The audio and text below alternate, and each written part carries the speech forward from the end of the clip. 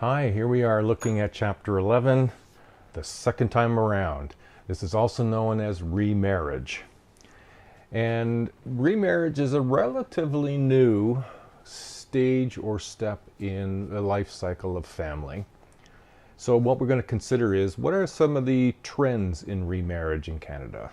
Because it has happened for probably, 40, 50 years, where it really just have emerged and became more of a trend. And then what are some of the issues in forming a step family? They don't just happen the same as a marriage, because oftentimes there's children coming from one or the other, or both. And so it's not just the adults involved, it could also be additional children plus any new children as a result of that remarriage. And so now we have different children dynamics, and so it's not a smooth stepping stone process, and it can be a difficult one, and it is one that needs to respect all people involved, and we'll look at that.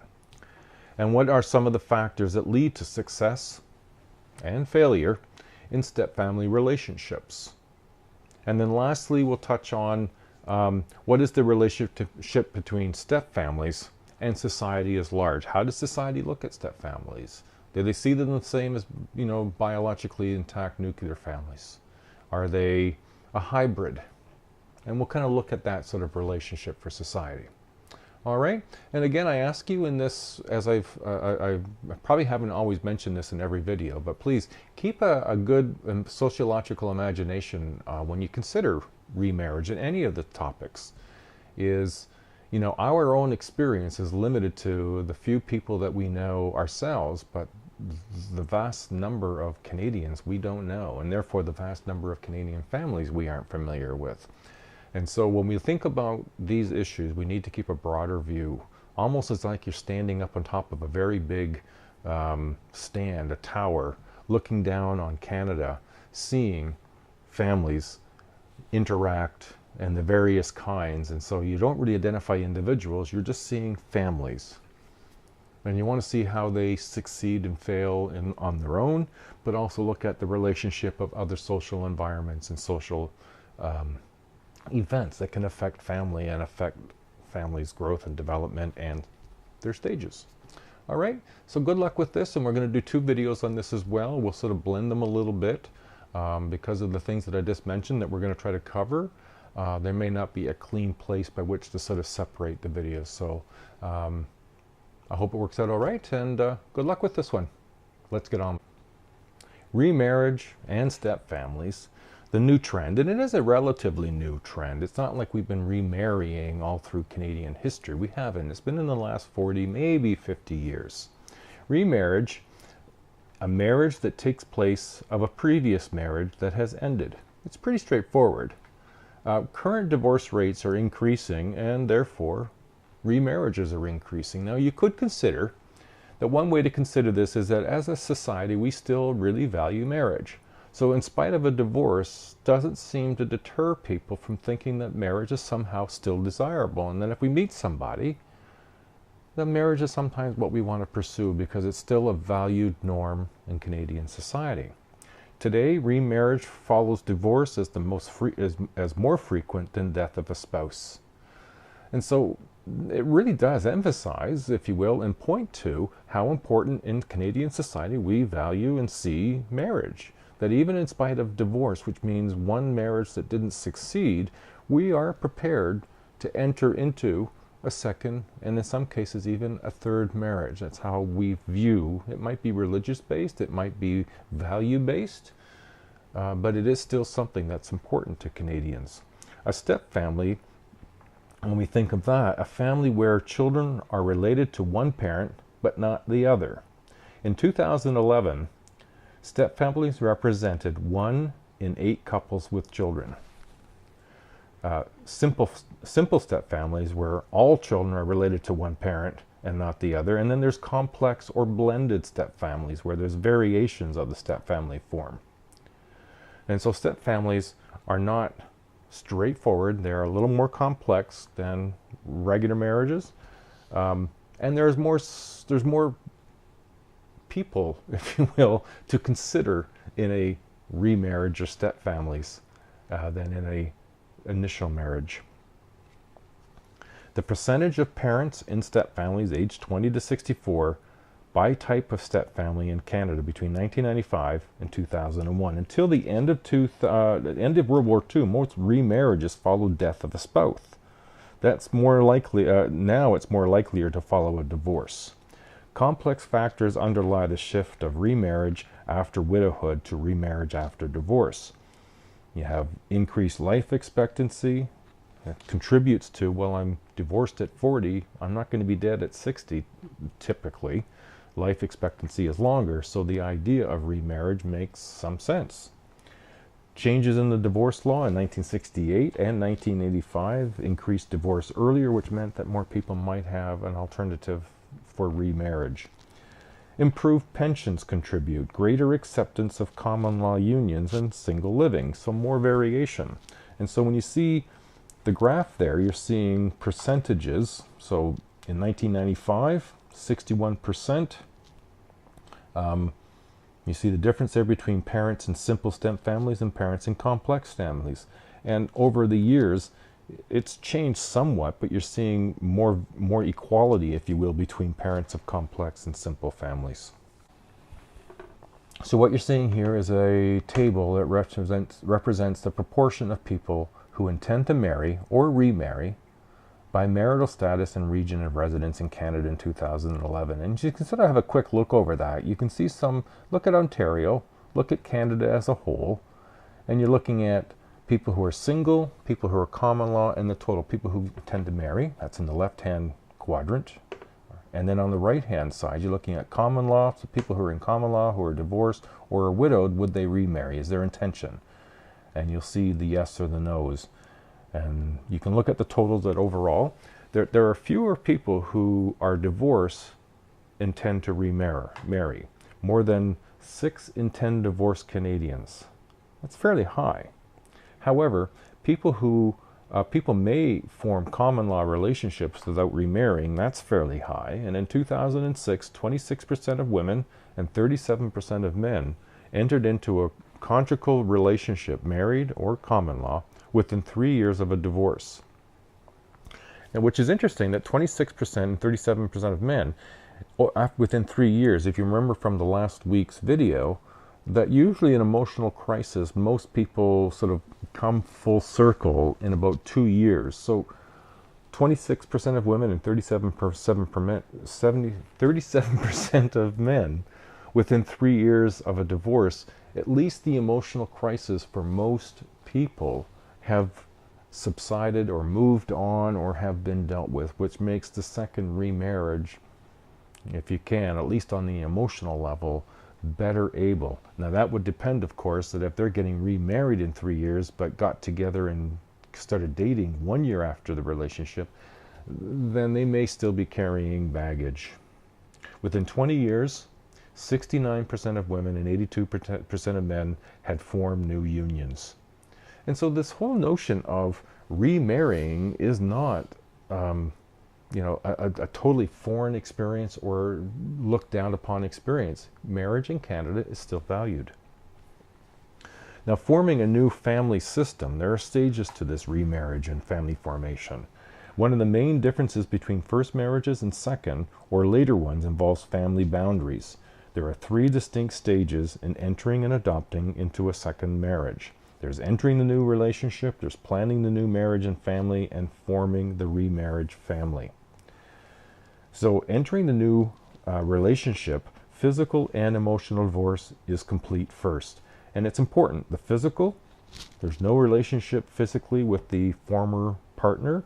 And emotional divorce, that is, you are over that other person. That just means that you've dealt with the emotional crisis and you're feeling yourself more stable, emotionally more sound, emotionally more available for somebody else. If you're not past that emotional part of the divorce, then you're bringing in this negative emotional energy, if you will, into a new relationship, and it's going to affect that new relationship at some point. And so at least when doing a remarriage, physical and emotional divorce is completed first. As anger is a significant link to one's ex, commitment to a new relationship can be compromised. The second stage, planning a new marriage and family, it's important to the first marriage, but if it didn't pan out well, it's critical in the second marriage. Open and honest communication is essential. It's essential in any relationship. In a remarriage where you've already gone through an experience of marriage where it wasn't successful, one of the reasons it wasn't successful, open and honest communication maybe wasn't as high a priority or wasn't sustained. Likes, dislikes, new in-laws, relationships with exes, this sort of instant family experience, children's relationships with other families, there are a lot of issues and they can't be dealt with quickly. They need to be respecting all people involved and process. And so this could take longer in some respects than might a first marriage when there's no children involved. And then forming the remarriage family, well, there's a renegotiating of new boundaries and roles. You've got more parents than there are roles for. You've got ex-parents on each side or ex-partners, so you've got maybe in some cases 2 moms, 2 dads in this new family, by extension, extended family. And so renegotiating who can do what and how and where and what relationship and how much, it can be difficult. And so reforming a marriage means a renegotiation of these boundaries and rules. Who are kids to one another? How does parenting happen when you're living with your partner and his or her children? How does the other partner participate in parenting? It can be a very big issue. New or existing rituals and routines, how you celebrate Christmas changes, Easter, Thanksgiving, birthdays, anniversaries, traditions, all change. And so this issue of boundaries. Boundaries, these are the things that define who belongs to the family and who's not. It creates unity. Our traditions and rituals are patterns that bond us. And so this is what creates some of these boundaries about who's in and who's out and who's associatedly in. Remarriage promotes boundary ambiguity. So in a family, we tend to have these boundaries. When we get into remarriages, there's this boundary ambiguity. The boundaries aren't as clear. They're a little less tight, and that creates this ambiguity. You've got custody, visitation, the issue of loyalties. Who is your child supposed to be more loyal to, and how do they balance loyalty? They have a mom that lives in another home. In my case, they would have me as the father in here and a partner. What role do they play? How do you deal with loyalties? It's difficult. Finances, often separate, sources of stress in some cases, authority over children, household rules. It can be very challenging. You can't mimic the first marriage family. It needs to encourage more open boundaries, more flexibility, more adaptability, what are called permeable boundaries. Children can move from one family to another with the least amount of strain. That's a permeable boundary. It's kind of like a boundary with holes.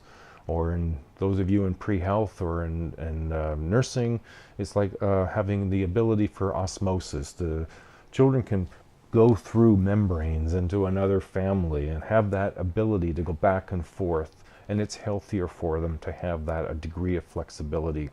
Permeable boundaries allows children to move back and forth between households with the least amount of strain. When we add to that the roles, and this becomes more difficult than at first blush. One of the main difficulties in remarriage families is that there are too many candidates for the available roles. Typically there's one mom and one dad, and now when you have a remarriage, there may be 2 moms and 1 dad, 2 dads, 1 mom, 2 moms, 2 dads. I mean, too many people for the available roles. Traditional gender roles work against STEM families. The difficulty facing some children in STEM families is the loss of accustomed roles. When mom or dad isn't there, or it can't do what they've always done, it comes to be a challenge for children to make these adjustments. Thus, the more reasons for permeable boundaries. When the oldest or the youngest child loses a position because of step siblings, you know, if you've been the oldest and then you go through this remarriage and now you're the second oldest or the third oldest, or if you've been the youngest and now you're not, that changes the whole expectation of who that child feels they are, and that adjustment has to be accounted for as well. Now, when we consider the couple relationship, again, remarriages bring about different challenges. As in any other marriage, partners in remarriage have task of commitment because a strong couple bond is the foundation for any new family. And so this task of commitment becomes really important in terms of how do we do that together as a couple, but also how do we do that as a couple while including our children, and doing so in a healthy, responsible, positive way that respects that our children have other relationships with other family members that aren't in the new family that we're forming. The fact that parent-child bond couples in second marriages are less romantic, but they're more realistic. And they're honest about difficulties in marriage. It doesn't make it foolproof. Fact that parent-child bonds began before marriage, not following it, can create difficulties in relationships between new spouses. Ex-spouse can also affect the new marriage, and I don't think I need to say any more about that, other than we know that if we haven't taken time to go through the crisis stages of our own divorces, even if you have but our ex has not, then we know that our ex is going to have an impact on our new marriage in one way or another. It really emphasizes the importance of going through our own stages in crisis, doing so in as healthy a way and more complete way as we can before entering into any new relationship, so we can come into that relation as healthy as we can, emotionally, physically, financially, spiritually as we can. All right, there's part one. We're going to carry on with part two, which will give us some new insights on there. And what we're looking at in part two would be carrying on this component about factors that lead to success and failure in step families. Looking still at some of the issues about forming a step family, and then lastly, what is the relationship between step family and society at large. All right, good luck, and we'll see you in part two.